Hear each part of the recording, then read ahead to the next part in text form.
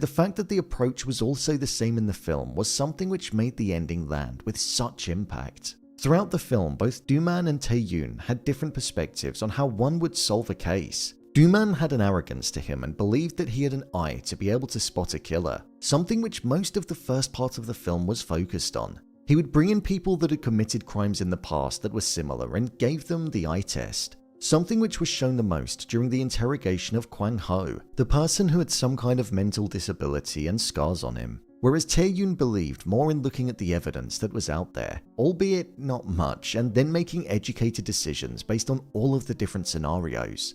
He was more clean-cut and followed the rules, whereas Do-man trusted his eyes, and also a psychic and their methods in believing that the face of the killer would appear once mixed with dirt. It's crazy that he was actually a lead detective. Do-man and Yonku would torture suspects during interrogations and almost beat a false confession out of them in order to get the case solved, even if they didn't properly believe it. Tae-yoon was actually driven to adopt their attitudes and behaviors by the end though, and he even went further than that because he actually tried to shoot Park Hyung-yu, who was the final suspect that they all believed was responsible for the murders, showing how much the case was getting to him and the yearning to put somebody behind bars. He once disagreed with those kind of methods, but he was driven to it because he genuinely believed that the killer was in front of him.